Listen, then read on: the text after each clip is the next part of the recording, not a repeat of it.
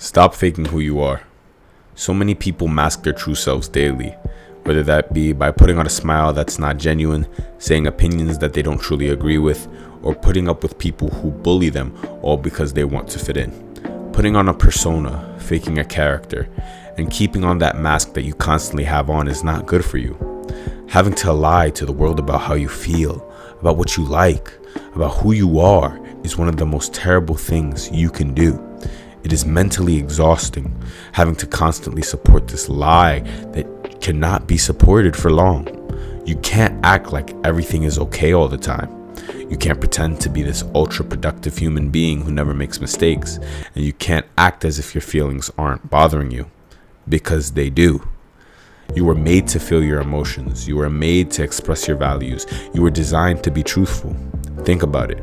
When we were running around in tribes trying to survive, we had no time to be fake, to be deceitful, because we were only worried about where we would get our next meal or how to avoid getting eaten by lions. You have a mouth created to speak, so speak your mind. You have a mind capable of creativity, so create things that express your world. Stop hiding behind this fake character that you've produced to protect yourself. You don't gotta be this alpha male or this boss female to impress those around you.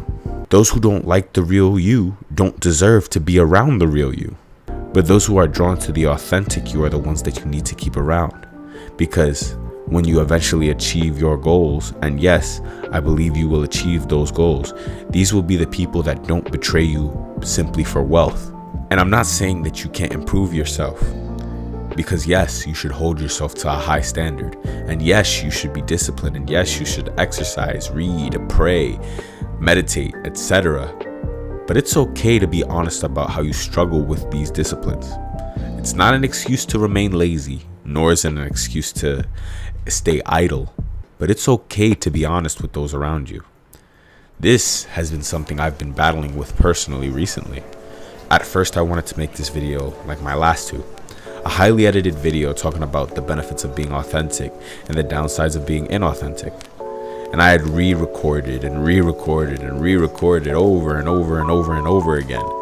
But every time I sat down to watch that video, to edit it, it just didn't feel right. I felt as if I was faking myself, as if I was putting on an act. In reality, I don't need a huge script to explain why I feel inauthenticity is bad and why it bothers me. If I want to speak on authenticity, I want this video to be as real as possible. Every clip you see from this video comes from my daily routine, and in keeping with authenticity, I'll be brutally honest about my condition. I'm not as strong as I should be. I am not as slim as I should be. I am not as disciplined as I should be. But each clip represents just a snapshot of me trying to be better each day. And in this series of yap sessions, I hope to show my growth on a weekly basis as I talk about the things I see in culture and society. And I hope that these videos inspire you, the viewer. You don't have to be the strongest guy in your gym. You don't have to be the most aesthetic. You don't have to be this person who has everything put together. Because you're human, you're fallible. And there was only one person in all of history who was perfect. Instead, embrace the things that you are now. Embrace where you are right now. Whatever is true about you now, embrace it. Change what you can. If you gotta lose weight, then lose the weight. If you gotta better your character, better your character. And finally, accept what you can't change. You can't change your height. You can't change your testosterone levels. Well, you can, but you can't change your skin color. You can't change where you come from. You can't change a lot of things about you, but accept them. Don't lie about how you're this perfect person. Don't put on a front that everything is fine. Don't mask yourself behind this tough guy act. Am I saying to pour out your heart in front of every person? Heck nah. That would be foolish. But be the same person wherever you go, being as consistent as you possibly can. and you're gonna have your highs and your lows. The self is an ever-changing immaterial concept. The self is an ever-changing immaterial concept that will constantly adapt, and your ambition will drive you to be better. But through it all, never compromise who you are simply to appease others. Is there a difference between being authentic and being a jerk? Yes. I'm not saying just to spout whatever comes to your mind. That's going to get you jumped or in gossip or even fired from your job. But what I am saying is when you got to stand on business, stand on business. You see, in my personal life, I stand on the gospel and on the firm belief that Christ is Lord. And I'm going to stand on that no matter where I am.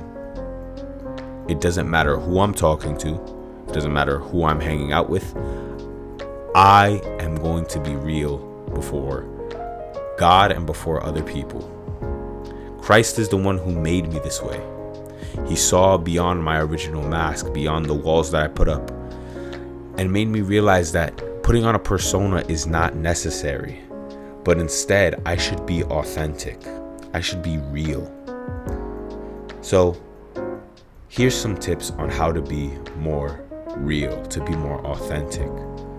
Tip number 1, learn to let go. When you are so self-critical, you get caught up in trying to become someone that you are not. The perfect you doesn't exist. Again, that doesn't mean you can't be self-critical, and it doesn't mean that you can't reflect on what you say and what you do. But don't be so hard on yourself.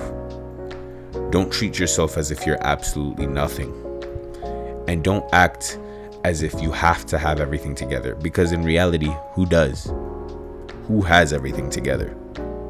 Tip number 2, ask yourself, who am I when others aren't around? Do I hold opinions do I hold the same opinions in private as in public?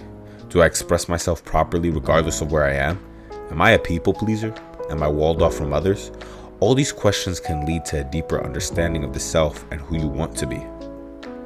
Tip number 3, rather than going in public to present a false self, work on yourself in private so that your true self may be changed.